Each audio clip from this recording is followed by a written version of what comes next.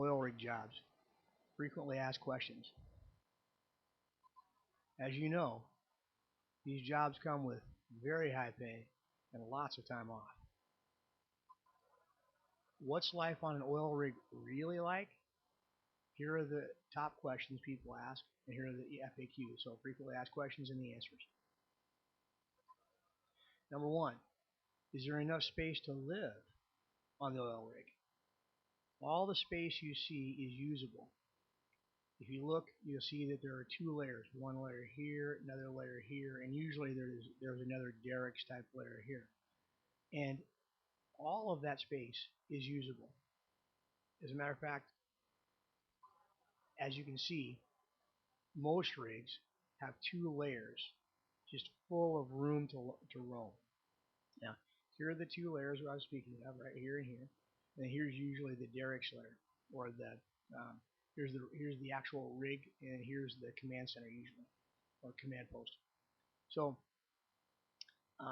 there's plenty of room on the oil rig to live and have plenty of space, no problem whatsoever. So that's questions answered. Now, question number two: could I be too young or too old to work on the rigs? Well, obviously, yes, you could. For many U.S. based for any U.S.-based oil rig jobs that are governed by maritime law, they won't hire anyone under 18 years of age. So if you don't meet that minimum age requirement, then you'll have to wait, obviously. As far as how old you can be, the oldest roughneck, or some, on the offshore rigs, sometimes they call them roustabouts, that I've ever seen was 62 years old. But most of the time, people have moved up into upper management and operations and stuff like that before they even hit 50.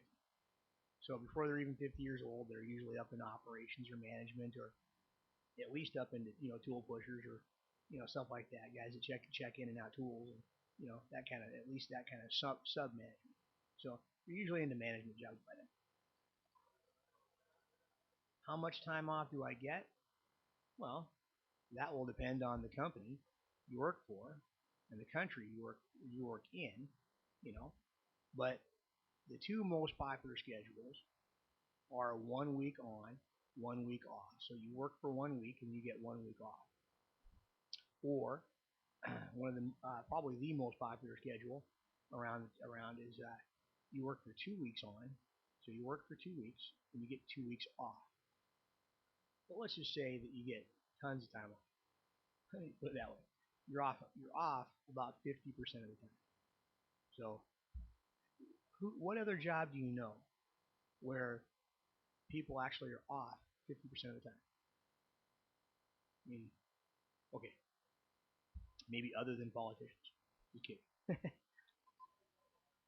Can women work on the oil rigs?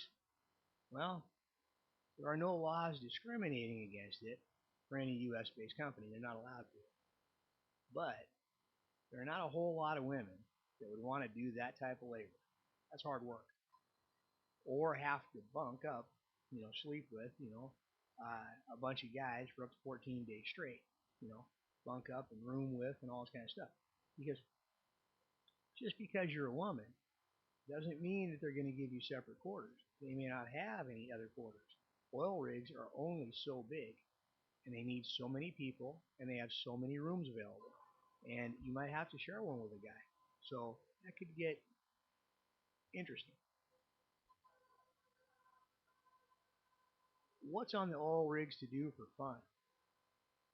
Well, most modern oil platforms have movie theaters, game rooms, music rooms where you can actually play the instrument. They have drums, guitars, saxophone, whatever, pianos. They have gyms. They have saunas, and even a few have swimming pools. No joke. There are a few out there that even have swimming pools. Then of course there's always board games and card games and computer games and computers. You can be on a computer all the time if you want, and so on. So there's plenty of things to do with your free time. Do they serve any good food on the oil rigs? And My reply to that is, oh man, do they ever.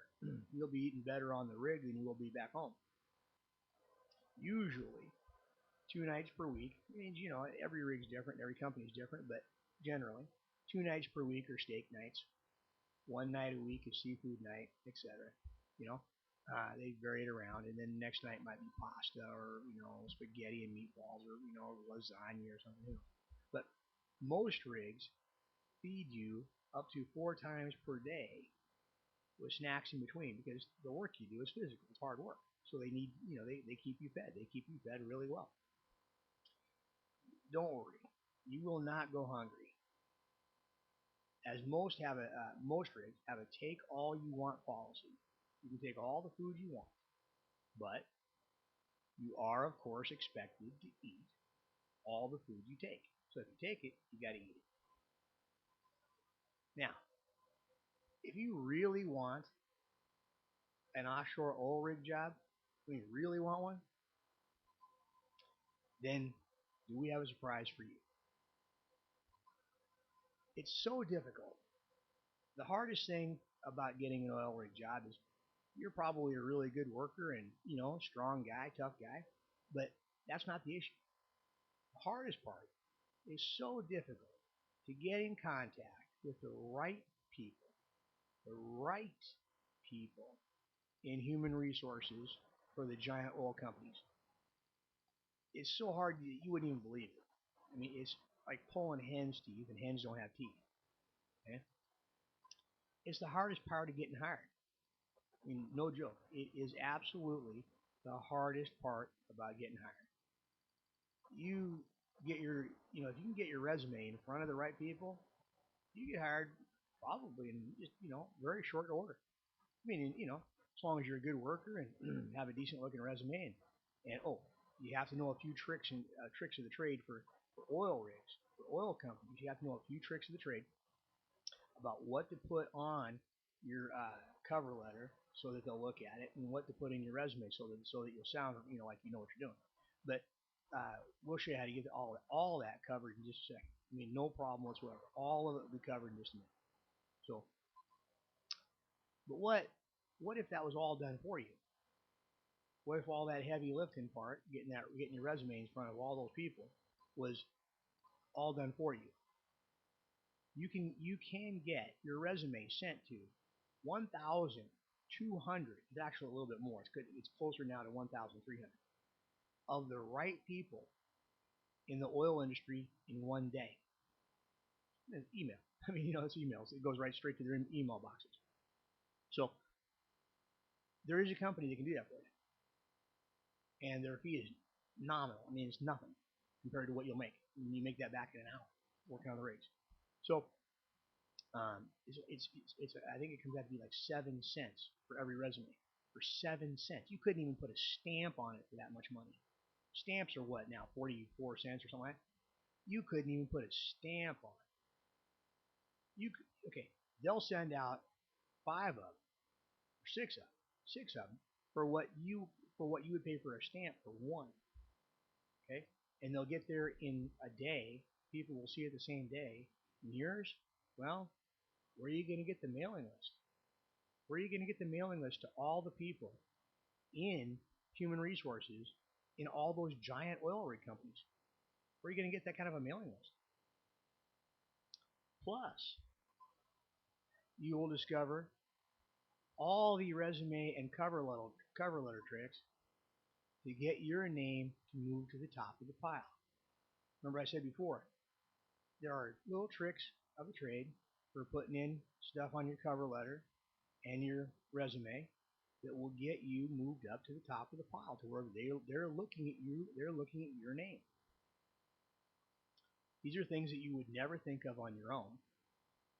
Just like, if you were wanting to apply to a law firm and it was a big law firm, with a lot of lawyers and stuff, they are looking for certain things on that cover letter and certain things in that resume that other people aren't looking for. Other people, if you want to get a job at a pizza parlor, nobody cares. But when you want to get a job at an oil rig, and get hired on an oil rig, you gotta have certain language in your cover letter and in your resume to get hired. It's just a fact of life. There is a company that you need to know about right now. They'll do all that for you. Every bit of it, they'll do it for you. No problem. And like I said, it's about 7 cents each. I mean, it's ridiculous what they charge. So, click the grade link below. There's right there and below this video, and there's a description area. There's a grade link right there. Okay, go ahead and click that, and go have a look at their website. You know, no obligation or nothing. Just go have a look at their website. See what you think. Okay, and if you're like a lot of other folks, you'll be on the bandwagon because you couldn't do it for yourself for that cheap. It's not possible. It would cost you, well, 1,200 times 44 cents, and plus the envelopes and plus the really nice paper and stuff, okay? And then you'd have to go out and find the list somewhere. Where are you going to find the list? I mean, if you wanted to buy the list would cost you several $100s from any list broker. There's guys that sell lists like that. They're called list brokers, like a stockbroker or list broker, and a list like that would cost several $100s just for the list. Then you'd have all your mailing fees and letter fees and envelope fees and all that stuff. So go take a look at their website and see what you think. Have a great day.